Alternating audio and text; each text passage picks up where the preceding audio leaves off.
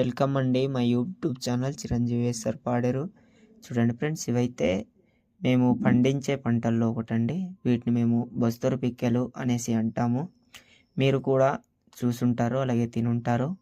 వీటి టేస్ట్ ఎలా ఉంటుందో కామెంట్ చేయండి ఫ్రెండ్స్. ఇవైతే సంతలో కూడా దొరుకుతాయి. చూడండి ఫ్రెండ్స్, ఎంత బ్యూటిఫుల్గా ఉందో. సంతల్లో కేజీ 200 నుంచి 300 వరకు ఉన్నట్టు తెలిసిందండి. ఒక్క మాటలో చెప్పాలంటే వీటి ధర బంగారంతో సమానం అనుకోండి.